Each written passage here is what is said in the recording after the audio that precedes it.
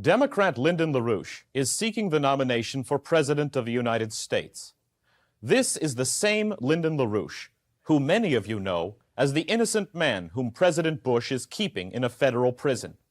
But many of you also know LaRouche as the only candidate who accurately forecast the reunification of Germany, who foresaw the collapse of the Soviet Union, and who foresaw the current 1987-1992 spiral of depression in the U.S. economy.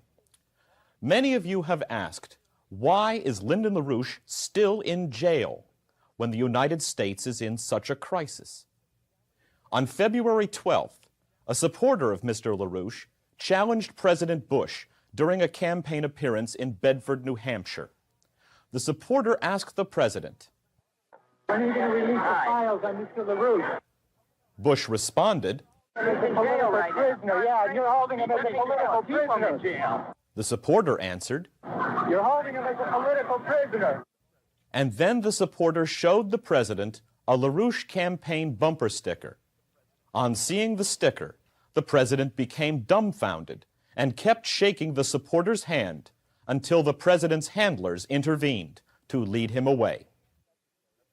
The scandal is that the White House felt it necessary to falsify a key detail of this incident. Shortly after the encounter, presidential spokesman Marlin Fitzwater claimed that the LaRouche supporter had said, "When are you going to let LaRouche out of jail?" as opposed to the actual question, "When are you going to release the files?" President Bush is holding tens of thousands of pages of files on LaRouche, which the government has already admitted to having. The president knows that these files would prove LaRouche innocent, but Bush refuses to release the papers. Why would President Bush risk being caught in yet another cover-up scandal, just in order to keep LaRouche in jail? LaRouche, so far, is the only candidate running in either party who has offered the program to get the United States out of George Bush's new Herbert Hoover depression. Everything which we will say here now represents programs which LaRouche has presented in detail repeatedly since the 1970s, when it became clear to him that America's physical economy was heading into collapse. Many of you heard these proposals in national television broadcasts since 1980. The mass media told you that these proposals were extremist, and you believed the mass media. Because too many voters ignored LaRouche's warnings, we are now in, perhaps, the worst depression of the century. This depression, however, like all modern depressions, is completely unnecessary. During the period 1939 through 1943, President Franklin Roosevelt proved that with the right measures, the federal government can get us out of a depression anytime it chooses, or can stop a depression at any time our government has the sense and the willpower to take the necessary measures. That was what Lyndon LaRouche said back in 1984. Compare it to what other politicians and economists have said. Lyndon LaRouche understands that the necessary measures for a general economic recovery must be based on a new industrial policy. The federal government will issue over $600 billion in low-cost credit to state and federal authorities for infrastructural public works. This will create 3 million jobs in the public sector and also an additional 3 million jobs among vendors to the government in the private sector. These combined 6 million new jobs will be devoted to rebuilding 5 vital components of America's industrial infrastructure. First, the creation of a water management system capable of ensuring a sufficient supply of fresh water into the 21st century. Second, the rebuilding of our transportation grid, especially our rail system, and development of roads and ports. Third, the construction of the energy grid needed to power an industrial recovery. In addition to these three areas of hard infrastructure, I will develop two vital areas of so-called soft infrastructure, which are of equal importance. The fourth of the five, therefore, is the creation of a new healthcare infrastructure which is consistent with the already established but now much neglected requirements of the Hill-Burton Act of 1946. Fifth, we shall develop educational facilities suitable for the tasks of rising productivity in the coming century. Federal investment in these five areas of infrastructure will immediately halt the current Depression collapse, as nothing less will do. But on top of these measures, and in order to promote continued growth and increase in industrial productivity, we will need a sixth area of development. We will need a science driver. Some great national mission, like the Kennedy Apollo program, whose goals will be the kind of scientific breakthroughs which will transform our productive technological base. As Lyndon LaRouche has repeatedly explained in national broadcasts over the last 12 years, there is one basic way out of a depression. We must build ourselves out of it. That was how America got out of the collapse in the 1930s. That is how President John Kennedy reversed the recession of the Eisenhower administration. That is the only way to stop the process of recovery through large-scale investment in public infrastructure projects. These public works are the indispensable means for increasing the productivity of the entire economy, including the private sector. Take, for example, auto production. Private corporations produce cars, but to make a car you need energy, lots of it, which comes from public utilities. You must transport the raw materials for the car and the finished car itself over public highways or waterways. The workers who make the car are the product of a public school system which is producing graduates capable of operating advanced industrial technology. Even water is key here. The production of a single automobile requires the direct use of over 10,000 gallons of water per car. If the roads fall into disrepair, if labor becomes illiterate, if we stop generating enough power, then productivity in the private sector collapses. And this collapse is passed on as poor product and increased cost to the consumer. The car will cost more, but will be worth much less.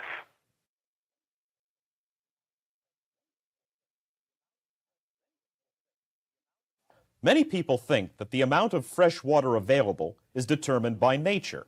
Either it rains enough or it doesn't.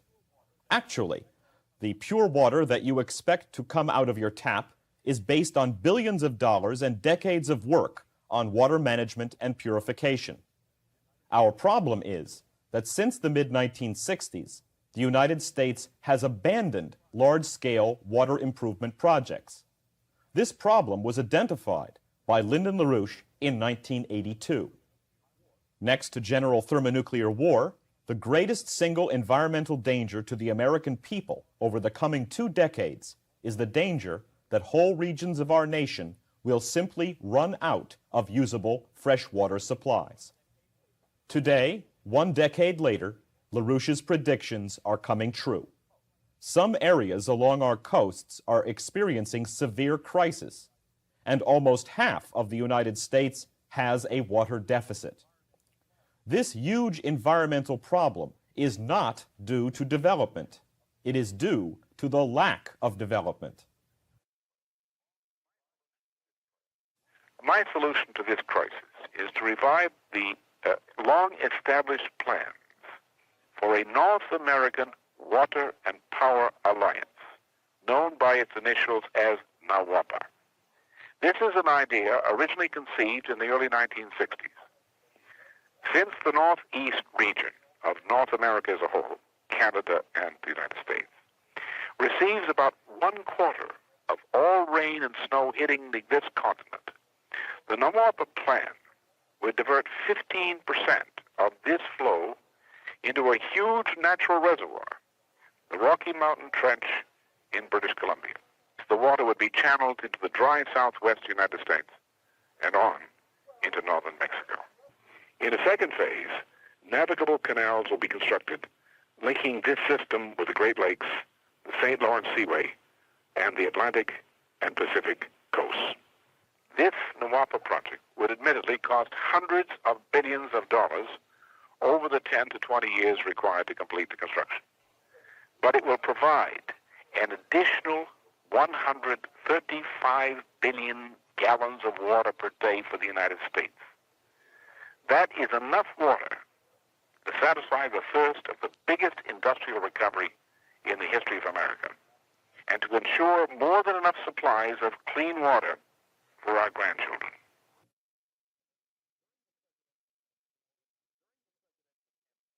During the presidential campaigns in 1980, in 84, in 88, Lyndon LaRouche made detailed proposals for rebuilding America's decaying transportation grid. At the end of the 1980s, about 56 tons of goods were shipped for every American household. This figure is a disaster. It hasn't been this low since the 1950s. In 1967, we reached a high point of 82 tons per household, but we've been dropping ever since. How does this compare with the case for other competing industrialized nations? In 1965, the transportation systems of Germany and Japan moved only a small amount more than that of the United States. By 1987, the Japanese grid had grown by 38%. The German system grew slightly. But the United States system had dropped by 18%. I will spend the $250 billion per year estimated as minimally necessary for maintaining existing highways and some expansion. We should not spend more than this minimum, since the recovery of the transportation grid depends upon the vast expansion of our rail system. Even now, railroads are overall the most efficient means of transport. But we are not talking about old diesel railroad. We're talking, among other things, about trains without wheels, magnetically levitated above their tracks, traveling at speeds of up to 300 miles an hour. Maglev trains exist. Germany has already built prototypes and plans to build a full commercial system already between Hamburg and Berlin. As president, I will construct a maglev line, that is magnetic levitation, of up to 300 miles an hour speed, in safety and comfort, through the dense population concentrations of our eastern Atlantic seaboard. Trains will travel the 450 miles from Boston to Washington, D.C. in 90 minutes. I will also construct 2 maglev corridors from Chicago to New York City, one through Buffalo, New York in the north, and another through Pittsburgh. These maglev systems will pay for themselves, even just in terms of wasted passenger hours saved. An estimated $40 billion of value is lost as a result of traffic delays each year in the nation's 8 most congested urban centers.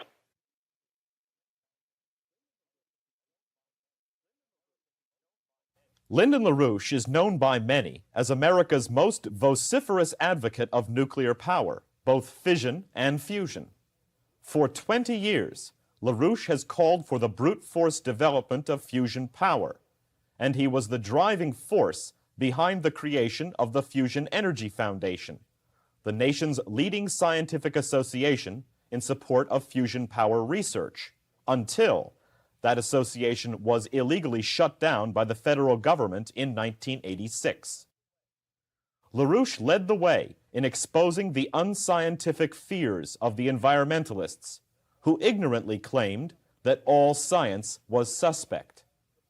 The mass media supported the environmentalists, and too many of you, the American voter, once again believed the mass media. Since 1974, orders for new nuclear power plants have dropped, while cancellations have soared. Now we have a huge power deficit. The only reason we do not have constant blackouts is that we no longer have industry. Lyndon LaRouche's energy program is essentially the same one he detailed in 1979 when he began his candidacy for the 1980 election. Now is the time to mobilize the nation's resources to move our society rapidly toward a fully nuclear-based economy, and also to make this nation again the principal exporter of nuclear plants and technology throughout the world. The ultimate goal of this effort must be a crash program for thermonuclear fusion power development to guarantee the vast energy and raw materials supplies needed for the next century.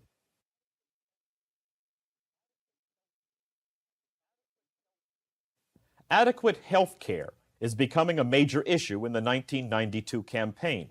However, none of the candidates besides Lyndon LaRouche has identified the largest problem in American health care: hospitals. What is the sense of a fully funded health insurance program if there are no hospitals or clinics to provide the care you need? Following World War II, America operated under the Hill-Burton Hospital Construction Act of 1946. This bill, Hill-Burton, mandated unprecedented hospital construction, plus constant improvement in services to veterans and in medical education. Through the 1940s into the 1950s and 60s, the United States economy was expanding fast enough for wages to keep pace almost with the cost of 1 week's stay in a hospital. Then, in the 1970s, the cost started to jump, and then zoomed to the astronomical levels of today from 1981 on. Until the Bush-Reagan era in 1981, the United States was able to steadily increase hospital beds and stayed near the post-war standard of 4.5 beds, 4.5 beds per 1,000 citizens. During the 1980s, the number of hospital beds dropped to 3 3/4 beds per 1,000 people, and many of those beds became poorly staffed. During the 1980s, we shut down 761 hospitals and 65 major trauma units. I shall return to the old combination of public and voluntary hospitals and clinics. These will be integrated with the private medical profession. The entire system, public and private, will be organized to provide adequate health care by type of anticipated need for every community in this nation. Legislation, which is comparable to and modeled upon the Hill-Burton Bill of 1946, will be passed, overseeing the construction and upgrading of facilities. These facilities may be run either by federal or state governments or run, like public utilities, by private organizations. Even if George Bush sometimes thinks that the President of the United States should be a Japan auto parts salesman, I am not selling insurance. We did it. My campaign is not offering any new health insurance plan as such. What we are doing is simply offering to secure enough high-quality medical care to ensure that the needs of all Americans are met. We assume that any American who has the need must be given adequate treatment regardless, and we'll worry about who pays for that treatment once we have the person under care. As America begins to pull out of the Bush Depression through an industrial recovery, more employers and employees will be able to afford adequate health insurance. At the same time, the increasing tax base at the state and local level will allow us once again to maintain a public hospital system which will treat citizens without first asking for their credit card before deciding whether to let them live or die. Until wages and local tax base reaches those levels, the federal government must supply a safety net through Medicare, Medicaid, and a catastrophic health care plan, ensuring care adequate care for every citizen.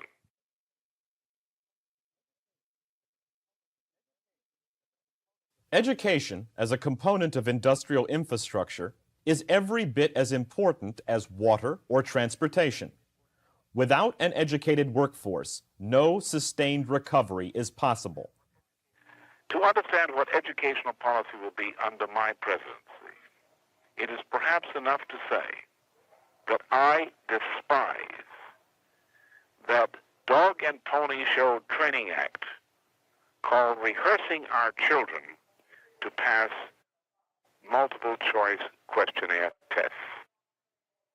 We must return to the principles of sound education, those of classical education, on the model, for example, of the educational reforms of Humboldt in the middle of the 19th century.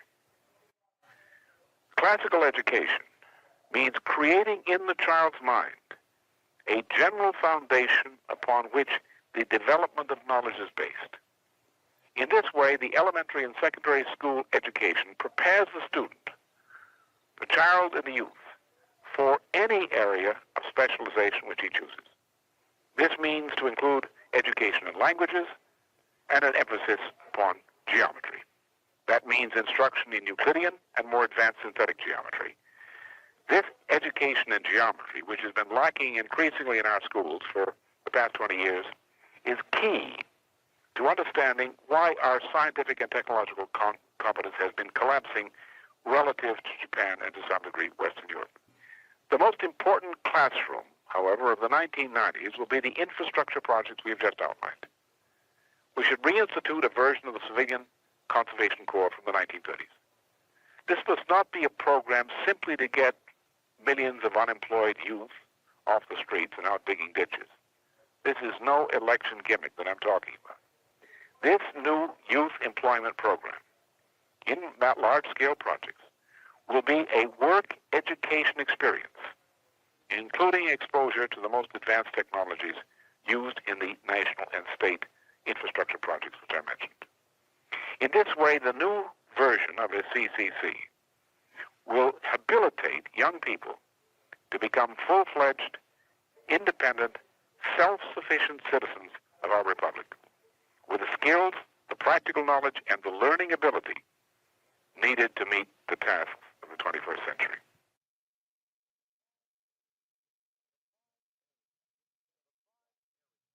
The 5 areas of infrastructure development which we have just described must be done under any circumstances.